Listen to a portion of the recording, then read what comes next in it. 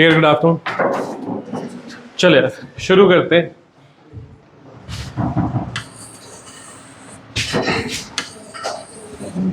अगर आपने थोड़ा बहुत भी करंट अफेयर्स, हिस्ट्री, जियोपॉलिटिक्स पढ़ी है तो ये दोनों चीजें देख के क्या याद आता है? देखो, ये चीज देख के तो एक ही चीज याद आती है, ये मैप। और ये क्या है? इसको बोलते हैं कोल्ड वॉर। पता है आपको कोल्ड वॉर के बारे में? हिंदी में शीत युद्ध। ये कब चला था? इसकी बहुत एग्जैक्ट टाइमलाइन है हमारे पास, बहुत एग्जैक्ट। ये चला था अगस्त 1945 से दिसंबर 1991। क्या हुआ था अगस्त 1945 में? कभी भी ये मत बोलो वर्ल्ड वॉर 2 खत्म हुई थी, बोलो यूएसए ने जापान पे न्यूक्लियर बॉम्बिंग कर दी। आपको पता है वर्ल्ड वॉर 1 खत्म होने के लिए एग्रीमेंट साइन हुआ था, पर वर्ल्ड वॉर 2 के लिए कोई एग्रीमेंट नहीं हुआ था। क्या हुआ था? बॉम्बिंग हो गई थी। तो जैसे ही न्यूक्लियर बॉम्बिंग हुई और वर्ल्ड वॉर 2 का अंत होता है, अब दुनिया में कुर्सी खाली है। कौन सी कुर्सी? World leader. क्योंकि वर्ल्ड वॉर 1 और वर्ल्ड वॉर 2 से पहले वर्ल्ड लीडर कौन थे? ब्रिट्स, यूके के लोग। पर वर्ल्ड वॉर्स ने उनका इतना बुरा हाल कर दिया कि अब वो लीडर बनने के लायक नहीं थे। तो दुनिया में टॉप पे कौन बैठेगा आफ्टर अगस्त 1945? इसके लिए 2 कंटेंडर्स थे, यूएसए या यूएसएसआर। पर अभी यूएसए कंटेंडर बनने के लिए आगे चल रहा था। क्यों? अभी तो हमने बात की न्यूक्लियर बॉम्ब, तो इनको जल्दी जल्दी भागना था। ऐसी कौन सी शक्ति थी इनके पास जो ये कभी भी नहीं लेकर आ पाए? बहुत ध्यान से सोच के बताना। ये ना कम्युनिस्ट थे, और कम्युनिज्म के बारे में एक बात कही जाती है कि कम्युनिज्म एक ऐसा नशा है जिसे कोई नहीं बच पाता। मैं आपको बताता हूं। आपको ये तो पता ही है कि यूएस वियतनाम में लड़ने के लिए गया था। क्यों गया था? यूएसए को पता था अगर एक बार वियतनाम कम्युनिस्ट हुआ तो ये सारा एरिया कम्युनिस्ट हो जाएगा। कम्युनिज्म ना पढ़ने में बहुत अच्छा लगता है। क्या कहता है कम्युनिज्म? सरकार सब कुछ कंट्रोल करेगी, लोगों में इक्वली डिवाइड करेगी, ना कोई ऊपर होगा ना कोई नीचे होगा, इक्वालिटी होगी, सबको सब कुछ दिया जाएगा। अभी तो सुनने में तो बहुत बढ़िया लग रहा है। और दूसरी तरफ कैपिटलिज्म कैसा होता है कि भाई जिसने कमा लिया सो कमा लिया, जो रह गया सो रह गया। तो ना दुनिया ना कम्युनिज्म में बहुत बुरी तरह से गिर जाती थी। आपने शायद सुना होगा, एक थ्योरी होती है डोमिनो इफेक्ट। डोमिनो वही वाला डोमिनो है जो आप डोमिनोज खाते हो, उसमें बने होते हैं ना छोटी छोटी मार्बल। तो डोमिनो इफेक्ट कहता है एक मार्बल गिराओ सारी गिर जाएंगी। एक कंट्री को कम्युनिस्ट करो, सारा ही एरिया कम्युनिस्ट हो जाएगा। तो यूएसएसआर के पास विचारधारा की पावर थी और इनके पास पैसे की पावर थी, और दुनिया बन गई थी, क्या बोलते हैं इस दुनिया को? बाइपोलर। आपने कभी सुना है कुछ यूरोपियंस या अमेरिकन इंडिया को कई बार थर्ड वर्ल्ड बुलाते हैं? थर्ड वर्ल्ड का मतलब क्या है? First world, second world, third world. तो थर्ड वर्ल्ड का ये मतलब नहीं कि यहाँ सर्विसेज नहीं मिलती, ये सब नहीं, अच्छा नहीं है। थर्ड वर्ल्ड का मतलब है जो बाइपोलर लड़ाई में नहीं इन्वॉल्व था। ना आप यूएसए की तरफ थे पक्के से, ना आप सोवियत की तरफ थे पक्के से, आप अलग ही थे। चलो शुरू कैसे हुई हमें समझ लगा, खत्म कैसे हुई? दिसंबर 1991। क्या हुआ था? यूएसएसआर एज अ कंट्री टूट गया था। कितनी कंट्रीज में टूटा था? 15 कंट्रीज। एग्जैक्टली क्या डेट थी? 26 ऑफ दिसंबर 1991। जैसे ही यूएसएसआर टूटा, कोल्ड वॉर खत्म, और दुनिया का चैंपियन कौन बन गया? यूएस। अच्छा एक और चीज बताओ, यूएसएसआर टूटा क्यों? बस वही चीज जिसमें वो कमजोर थे, पैसा। तो पैसा ही नहीं मैनेज कर पाया अपना। यूएसए दूसरी तरफ पैसे को बहुत बढ़िया से मैनेज कर रहा था। इस वॉर को कोल्ड वॉर क्यों बुलाते हैं, शीत युद्ध क्यों बुलाते हैं? क्योंकि लड़ाई नहीं हो रही थी, ये ईगोस का क्लैश हो रहा था। इसलिए ये हॉट वॉर नहीं थी, ये कोल्ड वॉर थी। कोई एक चीज बताओ जो अगर कोल्ड वॉर ना होती, ईगोस का क्लैश ना होता, तो शायद हो ही ना पाती दुनिया में। मून पे जाना आज भी तो नहीं कोई जा पा रहा। आखिरी बार इंसान मून पे कब गया था? तभी गए थे 70s और 80s, उसके बाद कोई गया ही नहीं, क्योंकि मुश्किल ही बहुत है। अब सोचो, जो रशिया एक टाइम पे स्पेस का लीडर होता था, जब हम चंद्रयान 3 भेजे थे, उनसे अपना लूना 25 नहीं लैंड करवाया गया था, क्रैश हो गया था उनका लूना 25।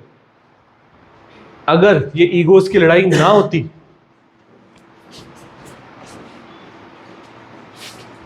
अगर ईगोस की लड़ाई ना होती, इंसान कभी भी मून के सरफेस पे पहुंच ही ना पाता। इन्होंने और पता है क्या क्या किया कोल्ड वॉर के चक्कर में। आज अगर दुनिया में इतना न्यूक्लियर वेपन है, कोल्ड वॉर में कितना होता था? इसका 3 गुना। अजीब अजीब सी चीजें करते थे। तुम्हारी कितनी न्यूक्लियर मिसाइल्स रेडी हैं, मैं उससे ज्यादा लगाऊंगा। तुम्हारे पास कितनी सबमरीन्स हैं, मैं उससे ज्यादा लगाऊंगा। अजीब अजीब सी चीजें। कोल्ड वॉर में एक दो किस्से बड़े फेमस हैं। क्या आपको पता है क्यूबन मिसाइल क्राइसिस क्या था? रशिया या सोवियत क्यूबा में न्यूक्लियर मिसाइल भेज रहे थे, यूएसए को पता लग गया, यूएसए ने अपनी सबमरीन रशिया की तरफ भेज दी, बस जंग होती होती रह गई। कोल्ड वॉर के दौरान सोवियत्स का यूक्रेन, उस टाइम का जो सोवियत यूक्रेन था, वहां एक जगह थी चेरनोबिल, गलती से वहां न्यूक्लियर पावर प्लांट फट गया। उनको लगा अगर ये बात बाहर आ गई हमारी तो बहुत बेइज्जती होगी। बेइज्जती बचाने के लिए किसी को पता है नहीं कि रेडिएशन फैल गई है। जो यहां छुपाई चीज वो यहां जाके जर्मन्स को पता लग गई। सोचो आप स्कूल में लड़ लुड़ के आए, अब आपके पैर में चोट लगी, आप घर पे नहीं बता सकते कि भाई डांट पिटेगी, और थोड़े दिन बाद वो सेप्टिक हो गया, बड़ा नुकसान करवा लिया। ये बहुत बड़ी गलती कराई थी सोवियत्स ने। तो ऐसी बड़ी सारी चीजें थी जिसकी वजह से फाइनली सोवियत यूनियन टूट जाता है, और उसके बाद से दुनिया बाईपोलर नहीं थी, उसके बाद से दुनिया एक पोल की तरफ झुक गई, यूएसए। पर बहुत लंबे टाइम के बाद यूएसए को फिर चैलेंज मिला चाइना से, बचे कुछ रशिया से, और अब उस चैलेंज ने एक फाइनल शेप ले लिया है, एक साइज ले लिया है, और वो सबको दिखना शुरू हो गया है, जो कि है ब्रिक्स। मैंने एक चीज सर्च करी कि चलो आज तो ब्रिक्स में जो है सो है, कौन कौन सी कंट्रीज आगे जाके ब्रिक्स को ज्वाइन कर सकती है। ठीक है, आपको मैं दिखाता हूं। ये सब ब्रिक्स को ज्वाइन कर सकते हैं। आप एक बार लिस्ट देखो तो क्या हो रहा है, दुनिया फिर से बाइपोलर हो रही है, और इस बार इंडिया एक पोल की तरफ है। आपको पता है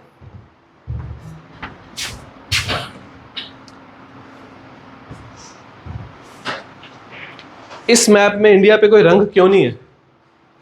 क्योंकि जब दुनिया में कोल्ड वॉर चल रही थी तो इंडिया ने एक चीज की शुरुआत की थी जिसका नाम है NAM। NAM क्या है? इंडिया फाउंडर था NAM का। NAM है नॉन अलाइंड मूवमेंट, हम किसी की तरफ अलाइन नहीं करेंगे। तो पिछली कोल्ड वॉर में तो इंडिया अलाइंड नहीं था, पर इस कोल्ड वॉर में इंडिया बिल्कुल अलाइंड है। और बिल्कुल क्या, इंडिया एक फ्रंट रो मेंबर है इस बार। अगर आप देखो, पुतिन ने अपनी एक तरफ शी जिनपिंग को खड़ा और दूसरी तरफ नरेंद्र मोदी को खड़ा। इसका मतलब है, इसका बहुत बड़ा मतलब है, पुतिन दिखा रहा है वेस्ट को कि देख लो मैं यूक्रेन से लड़ भी रहा हूं, दुनिया की सबसे ज्यादा सैंक्शंस भी मेरे ऊपर है, और फिर भी देखो मेरे साथ कौन कौन खड़ा है। तो कहीं ना कहीं इस टाइम पे किसको गालियां पड़ रही होंगी? जितना दिमाग खोल सकते हो उतना खोल के बताओ। इस टाइम पे गालियां पड़ी होंगी जस्टिन ट्रूडो को। क्या दिक्कत थी तुझे? आप समझ रहे हो? तुझे क्या दिक्कत थी? थोड़ा ठहर जाता, क्योंकि उसने पंगा ही बहुत बड़ा कर दिया। अब यूएसए एकदम से रिलेशन सुधार नहीं सकता, क्योंकि वो तो खुद कह चुके कि हमको भी ये एक दो लोगों पे शक है। तो इस टाइम पे जस्टिन ट्रूडो बहुत प्रेशर में होगा, क्योंकि देखो, पता नहीं आप इंडिया को कितनी बड़ी या कितनी छोटी पावर समझते हो, पर इंडिया अपने आप में 140 करोड़ लोग हैं, चाइना अपने आप में 140 करोड़ लोग हैं, तो ये ऑलमोस्ट 300 करोड़ तो ये हो गए, और दुनिया की पॉपुलेशन 800 करोड़ के आसपास। तो कितनी दुनिया तो यहीं आ गई। आप समझ रहे हो? ऐसे देखने की कोशिश करो ना। हर इंसान अपने आप में क्या जनरेट करता है? डिमांड। तो दुनिया की इतनी बड़ी डिमांड तो यहीं बैठी है, तकरीबन 45% के आसपास। तो कैसे आप इग्नोर कर लोगे इसको? तो इस टाइम पे ट्रूडो बहुत प्रेशर में होगा, और प्रेशर डाल कौन रहा होगा? प्रेशर डाल रहा होगा यूएस, थोड़ा बहुत यूरोप। अब यूरोप ने कितना कुछ करके इंडिया के साथ रिलेशन सुधारे थे, पर ये फोटो देख के तो यूरोप का अच्छा हाल नहीं चल रहा होगा। और पुतिन ने तो पूरा शेड्यूल ही खाली करवा दिया होगा कि मैंने सिर्फ इन दोनों के साथ घूमना और कुछ नहीं करना, क्योंकि उसको पता है कि इस टाइम पे जो उसकी हालत है ना, उसको ये दो बड़ी कंट्रीज ही बचा सकती हैं। आप सोचो भाई, समिट की कितनी इंपॉर्टेंस है। 2.5 साल से चाइना और इंडिया का बॉर्डर डिस्प्यूट चल रहा था, एकदम ब्रिक्स से पहले ठीक हो जाता है। एस जयशंकर कहते हैं कि बॉर्डर पे जो भी प्रॉब्लम थी हमने मैक्सिमम ठीक कर लिया है, हम 2020 की सिचुएशन पे आ चुके। तो किसने करवाई? इसने। ऐसे नहीं इस इंसान को भाई पॉलिटिक्स का, आपको पता है प्रकाश सिंह बादल को पंजाब में क्या बोलते थे? बाबा बोर्ड। ऐसे नहीं है दुनिया में पॉलिटिक्स का बाबा बोर्ड, ये इतने टाइम से लगा हुआ है, इसको समझ में आता है कि भाई क्या चीजें किस टाइम पे कैसी करनी चाहिए। अच्छा, दो बहुत बड़े सवाल, क्या ब्रिक्स ने न्यू करेंसी लॉन्च कर दी? आपको मैंने बताया था ना, इसका आंसर है नो। पर ब्रिक्स ने एक एग्रीमेंट सेट किया है कि हम ना लोकल करेंसीज में ट्रेड शुरू करते हैं, कि जब इंडिया ने रशिया से कुछ खरीदा तो रुपी भेज दिए, और वो जब भेजेंगे तो रूबल भेजेंगे। हमने चाइना को रुपी भेज दिए, वो युआन भेजेंगे। इस तरह से कुछ करना चाहते हैं। क्यों लोकल करेंसी नहीं चुन पाए? क्यों ये लोग अपनी नई करेंसी नहीं चुन पाए? क्योंकि मैं बताता हूं क्या हुआ। सब लोग मान गए कि युआन ब्रिक्स की करेंसी बना देते, इंडिया अड़ गया। और एक बार ऐसा हो चुका है, एक बार दुनिया में ग्रुप बन रहा था, उसका नाम है RCEP। उसमें इंडिया अड़ गया कि नहीं हमारी बात भी मानो, नहीं तो हम नहीं ज्वाइन करेंगे। उन्होंने बोला जाओ तुम मत ज्वाइन करो, और बाद में RCEP चल ही नहीं पाया था, रीजनल कॉम्प्रिहेंसिव इकोनॉमिक पार्टनरशिप। तो जब इंडिया ने बोला ना कि युआन नहीं, ये नहीं हम एक्सेप्ट करेंगे, तो बाकियों को समझ में लगता है आने वाले 60 साल में चाइना की पॉपुलेशन आधी होने वाली है। क्यों? उनका फर्टिलिटी रेट बहुत कम है। इंडिया की पॉपुलेशन 60 साल में अपने मैक्सिमम को टच करेगी, तकरीबन 160 करोड़। तो कोई भी इस बात को बहुत ध्यान से समझ लेगा कि सबसे स्ट्रॉन्ग मिडिल क्लास फ्यूचर में इंडिया के पास ही आ रही है। अगर वो नई युआन के साथ कंफर्टेबल, तो फोर्स मत करो। इसलिए न्यू करेंसी नहीं आ पाई। लोकल करेंसीज में मतलब सिंपली ये क्या बोल रहे हैं, जब आपस में ट्रेड करेंगे कुछ भी यूज करो, डॉलर नहीं यूज करना, डॉलर छोड़ दो। और बड़ी चीज क्या हुई, आपको स्विफ्ट पता है? स्विफ्ट क्या होता है? स्विफ्ट, इसकी एक फुल फॉर्म भी होती है, मैं आपको समझाता हूं स्विफ्ट क्या होता है। आपने किसी को गूगल पे किए 100 रुपए, ठीक है, आपने सामान कुछ लिया और गूगल पे किए 100 रुपए। अब आप वो सामान पकड़ के उसकी दुकान के सामने खड़े हो। क्यों खड़े हो? कि मैसेज आएगा आपको भी और उसको भी। जैसे ही मैसेज आया, पेमेंट कंफर्मेशन, आप सामान लेके चले गए। तो वो जो मैसेज आता है ना, इंटरनेशनल ट्रेड में वो मैसेज स्विफ्ट है। कहाँ लिखा है स्विफ्ट? मैं ना, इसके आखिर में लिखा हुआ है टेलीकम्युनिकेशन। तो लोगों को लगता है स्विफ्ट के जरिए पेमेंट होती, नहीं, स्विफ्ट के जरिए पेमेंट नहीं होती। स्विफ्ट एक ऐसा सिस्टम है जो पेमेंट्स को ट्रैक करके कंट्रीज को बताता रहता है कि अमेरिका, इंडिया ने $100 मिलियन भेज दिया, यूके, ब्राजील से $50 मिलियन आ गया। अगर आपको इससे बाहर निकाल देंगे जो रशिया को निकाला हुआ है, तो आपको पता ही नहीं चलेगा कौन सी पेमेंट्स हो गई, कौन सी पेमेंट नहीं हुई है। अगर तो आपको सारे दिन में आनी 1 या 2 पेमेंट है तो कोई चिंता वाली बात नहीं, पर अगर आपको सारे दिन में आनी हजारों पेमेंट्स हो तो आप कंफ्यूज हो जाओगे, कितना हिसाब रखोगे? आप चेक ही नहीं कर पा रहे हो कौन सी पेमेंट आगे, कौन सी पेमेंट चलेगी। तो ब्रिक्स ने डिसाइड किया कि हम स्विफ्ट का सब्स्टिट्यूट बना देते हैं। आप समझ रहे हो? ये बड़ी चीज है जो इन्होंने अनाउंस करी है। आपको स्विफ्ट की फुल फॉर्म लिखवा देते हैं। इसकी फुल फॉर्म होती है society for world wide, society for world wide interbank, society for world wide interbank financial telecommunication, society for world wide interbank financial telecommunication. तो स्विफ्ट अपने आप में कोई फाइनेंशियल प्लेटफॉर्म नहीं है, ये सिर्फ एक टेलीकॉम अपडेशन सिस्टम है जो बताता है पेमेंट आ गई, पेमेंट चलेगी, ठीक है। तो स्विफ्ट का सब्स्टिट्यूट ब्रिक्स जरूर बनाना चाहता है, ठीक है। तो इस बार का समिट का हो रहा था रशिया के कजान में। ये हैं सारे बड़े लीडर्स। आई होप आप इतना तो समझ गए हो कि ब्रिक्स अब सिर्फ Brazil, Russia, India, China, south Africa नहीं रह गया। ब्रिक्स क्या बन चुका है? ब्रिक्स बन चुका है Brazil, Russia, India, China, south Africa, Iran, Egypt, Ethiopia, UAE, Saudi Arabia और बेलारूस मोस्ट प्रॉब्ली अगले कुछ महीनों में ज्वाइन करेंगे, और उसके बाद तो बहुत लंबी लिस्ट है। तो अगर आप देखो फिर से दुनिया में 2 पोल्स बन रहे हैं, ऑलमोस्ट जैसे कोल्ड वॉर के दौरान। ये प्योर ब्लू में क्या दिख रहा है आपको? ये अमेरिका की पावर दिख रही है, G7, और ये रेड में क्या दिख रहा है? ब्रिक्स की पावर दिख रही है। तो ऐसे देखने में तो सब कुछ सही लग रहा है, पर आई होप आप समझते हो इंडिया एक बहुत बड़ी दुविधा में फंसा हुआ है। कि रहना है ब्रिक्स में कि नहीं रहना, क्योंकि ब्रिक्स में ना करके भी डोमिनेंस तो चाइना की हमसे ज़्यादा है। तो एक बहुत बड़ा सवाल है। आपको पता होगा ब्रिक्स का बैंक भी होता है एनडीबी, न्यू डेवलपमेंट बैंक, बहुत हिट हो रहा है इस टाइम पे, बहुत फेमस हो रहा है। उसमें भी इंडिया यही सोच में पड़ा है कि भाई रहना है कि नहीं रहना। तो अगले 10 साल में इंडिया क्या डिसाइड करता है, ये बहुत कुछ चेंज करेगा। हो सकता है यूएसए इंडिया को बोले कि ब्रिक्स छोड़ दो, तुम्हारी काफी सारी डिमांड्स हम पूरी कर देते हैं, जैसे तुम्हें यूनाइटेड नेशन सिक्योरिटी काउंसिल में सीट चाहिए थे, हम दे देंगे। तुम्हें न्यूक्लियर सप्लायर्स ग्रुप का आज तक मेंबर नहीं बनाया, हम बना लेते हैं। काफी सारी ऐसी चीजें, पर वो फिर इंडिया को देखना पड़ेगा भाई वो क्या ऑफर कर रहे हैं, क्या हमारे हाथ से निकलेगा। अभी के लिए तो इंडिया बहुत ही एक्टिव मेंबर है ब्रिक्स का। प्राइम मिनिस्टर ने अपनी स्पीच में बहुत सारी चीजें बोली। उन्होंने बोला लोकल करेंसीज को प्रमोट करो। उन्होंने बोला ब्रिक्स के लिए पहला काम बॉर्डर, मतलब देखो चाइना को इंडायरेक्टली बोल दिया कि भाई बॉर्डर तो हमको अपने सिक्योर करने ही पड़ेंगे। फिर उन्होंने बोला कि अगर वर्ल्ड खुद अपने आप को स्टेबल नहीं रख पा रहा तो ब्रिक्स को वर्ल्ड की मदद करनी चाहिए। तो कहीं ना कहीं उनका इशारा था कि क्यों ना हम वॉर्स को सॉल्व करने की कोशिश करें। तो काफी सारी चीजें थी जो इस ब्रिक्स समिट में बहुत बड़े स्केल पे अनाउंस हुई।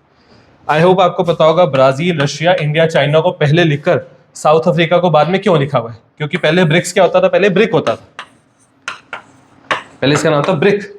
साउथ अफ्रीका के ऐड होने के बाद 2011 में ये बन जाता है ब्रिक्स, और फाइनली 2024 में इसमें ऐड होते हैं ईरान, इजिप्ट, इथियोपिया, यूएई, और बहुत जल्दी इसमें ऐड हो जाएगा सऊदी अरेबिया, और आगे बहुत बहुत सारे कंट्रीज हैं जो तो लाइन लगा के बैठे हैं कि हमने भी ब्रिक्स का मेंबर बनना है। ठीक है, कुछ लोग जो आपको इस फोटो में नहीं दिख पा रहे, जैसे नहीं चलो ये तो दिख रहे, ईरान के प्रेसिडेंट आए थे, और कौन आया था, एंटोनियो गुटेरेस आए थे। पता है आपको एंटोनियो गुटेरेस कौन है? ये है यूनाइटेड नेशंस के सेक्रेटरी जनरल। एंटोनियो गुटेरेस का इस समिट में आना एक बहुत बड़ी बात है। रिसेंटली इजराइल ने एंटोनियो गुटेरेस को बैन कर दिया, क्योंकि एंटोनियो गुटेरेस ने ये नहीं बोला कि ईरान गलत है। तो सोचो, ईरान का प्रेसिडेंट भी है, एंटोनियो गुटेरेस भी है। तो ओपनली एक मैसेज है यूएसए को, इजराइल को, यूरोप को कि भी तुम देख लो। अच्छा एक चीज बताओ, अगर सच में यूएसए में बैठे इकोनॉमिस्ट चिंता कर रहे होंगे कि हमारे पास सच में क्या चीज नहीं है जो ब्रिक्स के पास है, वो भी आपको दिखाता हूं। तो पुतिन बड़ा समझदार इंसान है, उसको पता है किस चीज पे चिढ़ाना है मैंने। BRICS account for 45% of world population. अभी ब्रिक्स में सिर्फ 10 कंट्री हुई है और आधी दुनिया ब्रिक्स में आ भी गई। यूएस और यूएसए के अलायंस के पास जो चीज नहीं है वो है लोग। उनके पास लोग ही नहीं। यूएस और यूएसए के कट्टर दोस्त भी मिला दोगे तो पॉपुलेशन बनती है 42 करोड़। यूपी कंपटीशन में अकेला यूपी, आप समझ रहे हो, यूएस और यूएसए के सारे कट्टर दोस्त मिला दो सिर्फ 42 करोड़, और यहां इंडिया, चाइना अपने आप में तकरीबन 300 करोड़ है। तो जो चीज उनके पास नहीं है वो उनके पास डिमांड नहीं, और डिमांड मतलब उनकी कंपनीज को सामान बेचने तो ब्रिक्स के पास ही आना पड़ेगा, जो मर्जी कर ले वो।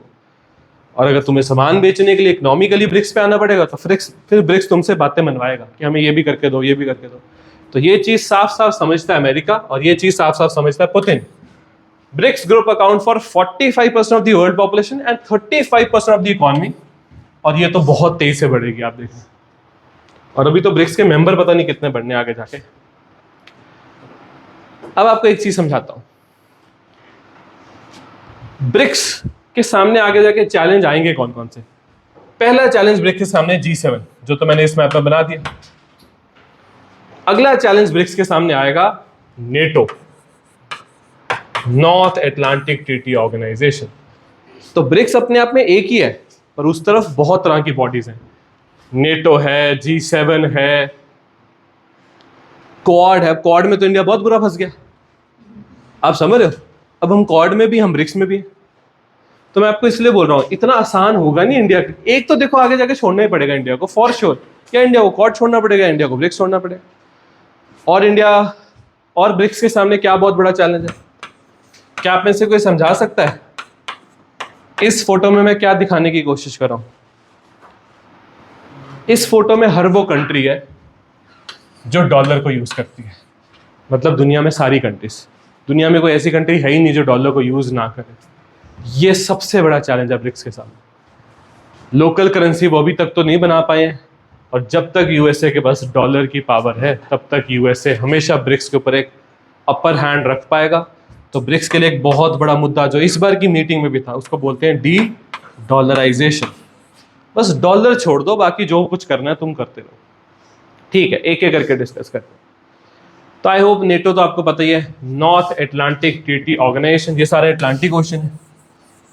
इसके नॉर्थ में ये नॉर्थ अटलांटिक ओशन, इसके आसपास की कंट्रीज ने अपने आप को इकट्ठा कर लिया था वर्ल्ड वॉर 2 के बाद सोवियत यूनियन से लड़ने के लिए। बाद में Soviet Union as a country टूट गया, रशिया रह गया। फिर नेटो और अंदर घुसता रहा। अब नेटो इसको अपना मेंबर बनाना चाहता है जो कि है यूक्रेन, पर रशिया रोकना चाहता है। अब रशिया और यूक्रेन ऑलमोस्ट 3.25 साल से वॉर में फंसे हुए। अब ब्रिक्स जो है ऑफिशियली तो नहीं दिखा रहा, पर सारा का सारा ब्रिक्स रशिया की सपोर्ट में, वहां सारा का सारा नेटो यूक्रेन की सपोर्ट में। तो यूक्रेन को, जेलेंस्की को ब्रिक्स का समिट बिल्कुल ही नहीं पसंद आ रहा। तो पहली चीज ब्रिक्स को जो समिट लड़नी है वो ये। अगली चीज ये है दुनिया में G7 कंट्रीज। इन्हीं G7 ने आगे जाके बनाया था G20 को। ये बने थे 1975 में और इन्होंने G20 बनाया था 1999। अब आप बोलोगे कि आज क्या पावर बची G7 के पास? कुछ भी पावर नहीं। ऐसा नहीं है। देखो, अगर यूएसए चाहे तो आपकी जिंदगी का बुरा हाल कर सकता है। क्यों? वो आपके लिए गूगल बंद कर दे। आप समझ रहे हो? यूट्यूब बंद, मेल बंद, पेमेंट्स बंद। वो आपके लिए एंड्रॉयड बंद कर सकते हैं। आपको शायद ना पता हो, एंड्रॉयड जो है वो ओपन फॉर फ्री नेटवर्क है, पर उसका कंट्रोल कहीं ना कहीं तो है ही है ना। वो आपके लिए डॉलर बैंकिंग बंद कर सकते हैं। तो पावर तो आज भी है भाई इनके पास। आप ऐसा कह नहीं सकते कि पावर नहीं, पावर तो आज भी है। तो ब्रिक्स को इकोनॉमी के साथ साथ, अगर नेटो से लड़ना है तो डिफेंस पे काम करना पड़ेगा, अगर G7 से लड़ना है तो इकोनॉमी के साथ साथ टेक पे काम करना पड़ेगा। और टेक पे चाइना के पास बहुत सारा टेक है, पर क्या चाइना उसको शेयर कर सकता है? अभी तो बिल्कुल भी। अब ये तो बहुत ही कॉम्प्लिकेटेड है। कॉड बनाया गया था इन 4 कंट्रीज के द्वारा चाइना को काउंटर करने के लिए, और चाइना सबसे मेन मेंबर है ब्रिक्स का। और अब चाइना और इंडिया का बॉर्डर इशू भी कुछ हद तक रिजॉल्व हो चुका है। तो क्या आज से 10 साल बाद इंडिया कॉड में होगा या नहीं होगा? बहुत बड़ा सवाल है। क्या इंडिया को कॉड में रह के फायदा हो भी रहा, नहीं हो रहा? ये भी बहुत बड़ा सवाल है। तो ये ब्रिक्स के सामने एक बहुत बड़ा चैलेंज आ गया। और फाइनली डॉलर। इससे बड़ा तो कोई चैलेंज है ही नहीं। आई होप मैंने आपको कभी ना कभी करंट अफेयर्स में जरूर पढ़ाया होगा कि दुनिया में जब बुलेट्स की लड़ाई होती थी, गोलियों की लड़ाई, वो यूएस हार रहा था। कौन कौन सी ऐसी लड़ाई थी जो गोली से लड़ी गई, यूएस से हारा? वियतनाम, इराक, सीरिया, अफगानिस्तान, बहुत। तो इन्होंने एक न्यू बुलेट बनाई, और उस न्यू बुलेट का नाम क्या है? डॉलर। वो कौन सा कानून है जिसमें ये अपने दुश्मनों को डॉलर यूज करने से रोक देते हैं? उसका नाम है कार्ट्स का। तो यूएसए की पार्लियामेंट का एक लॉ है कार्ट्स का। इसकी फुल फॉर्म होती है countering America's adversaries through sanctions act. Countering America's adversaries, adversaries मतलब तुम्हारे दुश्मन, काउंटरिंग मतलब उनसे निपटना। Countering America's adversaries through sanctions act, जो तुम्हें तंग करे उस पर सैंक्शन लगा दो। Countering America's adversaries through sanctions act. Cards का में वो 3 कंट्री जिस पे दुनिया में सबसे ज्यादा सैंक्शन लगी हुई है। नंबर 3 पे है ईरान, नंबर 2 पे है नॉर्थ कोरिया, और बहुत बड़े मार्जिन के साथ नंबर 1 पे है रशिया। तीनों ही ब्रिक्स के दोस्त। एक ने ब्रिक्स बनाया, एक ब्रिक्स का मेंबर है, एक ब्रिक्स का मेंबर बनना चाहता। तो आप समझ रहे, ब्रिक्स के सामने चैलेंज बहुत सारे हैं। दूसरी तरफ अलग अलग तरह के ऑर्गेनाइजेशन है, कहीं नेटो, कहीं G7, ब्रिक्स में एक ही है। पर अगर ब्रिक्स इन सबको सॉल्व कर गया, फिर इसको रोकना नामुमकिन है। कोई नहीं रोक सकता ब्रिक्स को। Countering America's adversaries through sanctions act.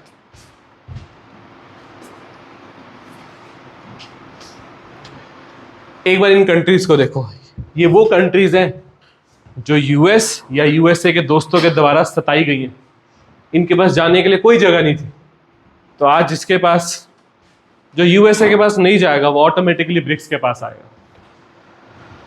आप बोलोगे कि भाई क्या है कंट्री? कुछ भी नहीं, ना इनमें कोई ग्रोथ है। देखो बात वही है, ग्रोथ ना हो, डिमांड तो इनके पास बहुत ज्यादा ना।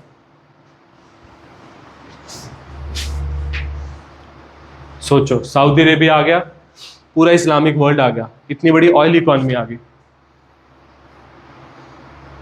थाईलैंड, म्यांमार, ये सब आ गए, आसियान आ गया। अफ्रीका तो सारा ही इसमें दिख रहा है, मिडल ईस्ट सारा ही इसमें दिख रहा है, सेंट्रल अमेरिकन कंट्रीज बहुत सारी इसमें दिख रही है।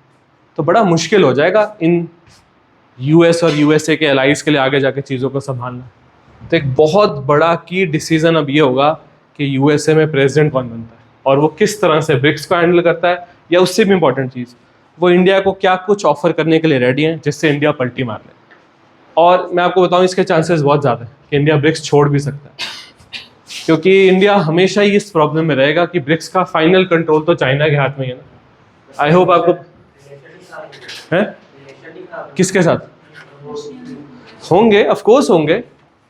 देखो, रशिया तो इस बात से भी बहुत नाराज हुआ था जब हमने यूएसए से वेपन्स खरीदने शुरू कर दिए थे। अब हमारे अपाचे यूएसए से आते हैं, शिनूक यूएसए से आते हैं, रशिया इस बात से। पर रशिया भी समझता है कि भाई इंडिया को भी अपने इंटरेस्ट देखने, रशिया को भी अपने इंटरेस्ट देखने, रिलेशन खराब होंगे। पर सब बहुत बड़ा टॉपिक है, बहुत बड़ा टॉपिक है इंडिया चाइना।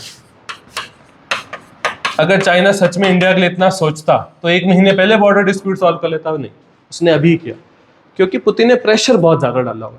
पर कोई गारंटी तो नहीं है कि वो फिर से बॉर्डर इशू खराब ना करे। क्या आप लोगों को पता है चाइना अपने सारे नेबरिंग कंट्रीज के साथ क्यों डिस्प्यूट क्रिएट करके रखता है? मैंने आपको समझाया हुआ है। हर कंट्री जिसके साथ चाइना का बॉर्डर है, उस हर कंट्री के साथ चाइना का डिस्प्यूट है, क्योंकि चाइना में एक डिक्टेटर बैठा है और जब भी लोग अपने डिक्टेटर को बोलते हैं इलेक्शन, तो वो उनको बॉर्डर की तरफ भेज देता है कि पहले वो सॉल्व करके आओ, फिर मुझसे इलेक्शन मांगो। जब वो लड़के आते हैं, जीत के आते हैं, तो वो दूसरी तरफ भेज देता है। तो चाइना की प्रॉब्लम कभी सॉल्व नहीं होने वाली। और क्या चाइना इंडिया के साथ अपने इशू को सॉल्व करेगा, ये बहुत बड़ा सवाल है। ठीक है, मुझे आपको जो कुछ कवर कराना था मैंने कवर करा दिया। अगर आपका कोई भी सवाल है तो प्लीज पूछ लो।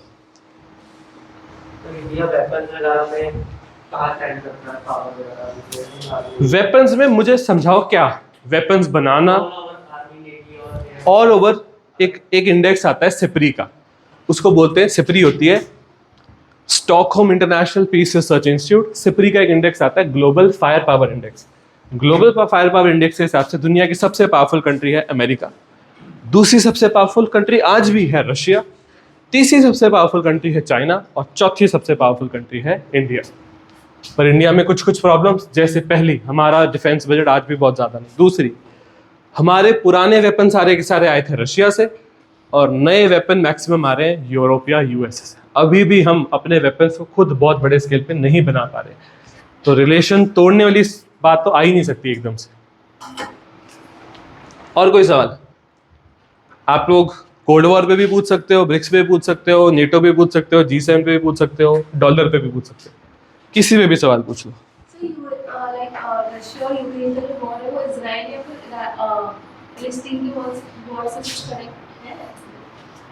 डायरेक्टली तो नहीं। इजराइल और पैलेस्टीन की जो जंग है वो जेरूसलम शहर को लेकर है। रशिया और यूक्रेन की जो जंग है वो ये है, रशिया चाहता है यूक्रेन वापस आ जाए, पर ये है यूक्रेन, पर यूक्रेन चाहता है हमने नेटो ज्वाइन करना है। आपको पता है यूक्रेन नेटो ज्वाइन क्यों करना चाहता है? अगर यूक्रेन ने नेटो ज्वाइन कर लिया तो नेटो का जो चार्टर है उसमें आर्टिकल 5 ये कहता है कि किसी एक नेटो कंट्री पे अटैक मतलब पूरे नेटो पे अटैक, फिर सब लड़ने के लिए वापस जाते हैं। तो अगर एक बार यूक्रेन ने नेटो ज्वाइन कर लिया तो रशिया यूक्रेन को छू भी नहीं सकता। पुतिन को यूक्रेन को छूना ही क्यों है? अपनी कंट्री संभाले, दुनिया की सबसे बड़ी कंट्री। देखो आपको एक चीज समझाता हूँ, यहां तो कुछ भी नहीं होता, ये तो सारा जमा हुआ साइबेरिया है, यहां थोड़ी बहुत एक्टिविटी होती है। और बात पता है क्या, पुतिन का जन्म ना रशिया में नहीं हुआ था, पुतिन का जन्म हुआ था सोवियत यूनियन में। और पुतिन बहुत बार बोल चुका है कि मुझे तो सोवियत यूनियन ही पसंद है। तो इसने बड़ी बार ये चीज दिखाई है कि अगर मुझसे हो पाया तो मैं कुछ कुछ कंट्रीज को वापस बुलाऊंगा, सोवियत यूनियन वापस से बनाऊंगा। ये तो आने से रही, इनको बोलते हैं बाल्टिक कंट्रीज, ठीक है, क्योंकि बाल्टिक सी के बगल में ये तो नेटो ज्वाइन कर बैठी है। नीचे तुर्की तो चलो था ही नहीं कभी मेंबर। अब बचे कौन? ये 3 कंट्रीज बची हैं, Ukraine, Belarus, Moldova. Ukraine join करना चाहता था नेटो, रशिया ने जंग कर दी। बेलारूस तो रशिया जो बोलेगा वैसे ही करेगा। मोल्डोवा यूक्रेन के बाद जाता है तो बच जाता है। तो मन तो पुतिन का बिल्कुल नहीं है कि मैं यूक्रेन को छोड़ दूं। एक और आपको चीज बताता हूँ, यूक्रेन का जो ये वाला हिस्सा है ना, रशिया के पास वाला हिस्सा, वहां ऐसे लोग रहते हैं जो अपने आप को यूक्रेनियन मानते नहीं, वो अपने आप को रशियन से मानते हैं। तो इस बात से भी पुतिन को मतलब पुश मिलता है। आई होप आपको पता होगा, रशिया ने यूक्रेन पे जो जंग करी है पहली बार थोड़ी ना, 2014 में रशिया ने ये छीन लिया था। इस छोटे से हिस्से का नाम है क्राइमिया, और तब किसी ने कुछ भी नहीं बोला था। तो पुतिन को लगा था इस बार भी कोई कुछ नहीं बोलेगा, और इस बार बहुत कलेश पड़ गया। और कुछ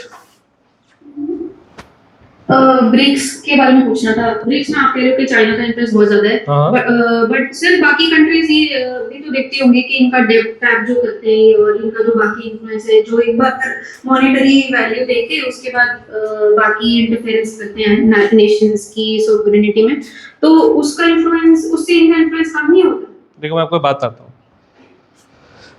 यूएसए के लिए एक बहुत बड़ा शॉक आया होगा जब एकदम से अनाउंस कर दिया एस जयशंकर ने कि चाइना के साथ डिस्प्यूट सॉल्व हो गया, क्योंकि ट्रंप ने बोला था कि जब भी चाइना के साथ बात करनी है पहले मुझे बता देना, जब वो प्रेसिडेंट होता था। तो यूएसए के लिए एक बहुत बड़ा वरदान था कि इंडिया और चाइना आपस में लड़ते हैं। पर जब ब्रिक्स से जस्ट पहले इंडिया और चाइना ने अपने बॉर्डर डिस्प्यूट, मैं ये नहीं बोलूंगा पूरे सॉल्व कर लिए, पर हाँ एक जो गलवान में हुआ था उससे पीछे चले गए। इससे इस बंदे की पावर बहुत बढ़ जाती है, और यूएसए के पॉलिटिशियंस में आपस में लड़ाई हो रही होगी इस टाइम पे कि हम बोलते रह गए कि मत इंडिया को इस तरह से तंग करो, मत उनके ऊपर बेफालतू के इल्जाम लगाओ। मैं आपको 99% नहीं बोला, मैं आपको 100% बोल रहा हूँ, आपस में भी लड़ रहे होंगे। और सबसे ज्यादा वो गुस्सा निकाल रहे होंगे ट्रूडो पे। कुछ मिला ट्रूडो को? कुछ भी नहीं मिला उसको। आपको पता है कनाडा की पॉपुलेशन कितनी है? 4 करोड़ से कम। मतलब यूपी 5 कनाडा बना देगा, ठीक है। कनाडा इस बात को क्यों नहीं समझ पा रहा कि तुम्हें एक्सपोर्ट करना पड़ेगा, और यूएसए तुम्हें एक्सपोर्ट करने देगा, क्योंकि यूएसए में ऑलरेडी स्ट्रॉन्ग ब्रांड्स बैठे हैं, तो तुम्हारे पास ज्यादा ऑप्शन नहीं है। इंडिया तुम्हारे लिए एक बहुत अच्छा ऑप्शन था, और तुम बदले में इंडिया को एक चीज दे भी सकते थे। क्या दे सकते थे? इंडियंस को फ्री एक्सेस, कि आओ पढ़ो ये सब करो। वो इंडियंस आना भी चाहते हैं, बहुत बढ़िया अंडरस्टैंडिंग बैठ जाती दोनों की। कनाडा के ब्रांड्स इंडिया में एक्सपोर्ट करते, और इंडिया से बहुत सारे लोग वीजा लेके कनाडा चले जाते। कनाडा के पास वैसे भी ऊपर की सारी जमीन खाली पड़ी है। आई होप आपको पता होगा, मैक्सिमम लोग तो कनाडा में यहाँ रहते हैं, ये तो खाली पड़ा है, यहाँ रहते आराम से अपना इंडियंस, वो भी खुश तुम भी खुश। पर इतने अच्छे ऑफर को खराब करके ट्रूडो ने एक अलग रास्ता चुन लिया, जिससे उसको कुछ फायदा नहीं होगा। ये चीज अब ऑलमोस्ट श्योर है कि ट्रूडो अगले साल का इलेक्शन हारेगा, और जो ऑपोजिशन का नेता है, जो बड़ा समझदार है, वो इलेक्शन जीत सकता है। तो ये बात ये लोग सब लोग समझते हैं कि इनका फर्टिलिटी रेट बहुत बुरी तरह से गिर रहा है। आपको पता है जापान का फर्टिलिटी रेट कितना है? 0.7। इसका मतलब है हर 2 लोग जापान में, 2 नहीं, हर 20 लोग जापान में मिलकर सिर्फ 7 बच्चों को जन्म दे रहे हैं। एक जनरेशन में 13 लोगों की कमी होने वाली जापान में। चलो बताओ, जापान का प्राइम मिनिस्टर इस बात को समझता है कि मेरी पॉपुलेशन बहुत बुरी तरह से गिर रही है, इसलिए उसने क्या सजेस्ट किया कुछ दिन पहले, जो इंडिया ने मना कर दिया। उसने बोला क्यों ना हम एशियन नेटो बना लें। एशियन नेटो बनाने का मतलब, अगर चाइना ने किसी एक कंट्री को अटैक किया तो बाकी की भी जाएंगी। उसका कहने का मतलब है अगर कल को मुझ पर अटैक हुआ तो इंडिया को भी आना पड़ेगा मेरी सपोर्ट में। इंडियन गवर्नमेंट ने रिजेक्ट कर दिया, तो जापान का प्राइम मिनिस्टर नाराज होकर बैठ गया, क्योंकि उसको पता है उसकी पॉपुलेशन बहुत बुरी तरह से गिर रही है। जो जापान के लिए 0.7 है, वो इंडिया के लिए 2.1 है फर्टिलिटी रेट। तो दुनिया में खासकर G7 में फर्टिलिटी रेट्स बहुत बुरी तरह से गिर रहे हैं, और वो इस बात को बहुत अच्छे से समझते हैं। और कोई डाउट? चलो कल करेंगे अपने नॉर्मल करंट अफेयर्स के MCQs को, और पिछले पूरे हफ्ते में जो कुछ हुआ वो भी आपको कल डिस्कस कर रहा हूँ।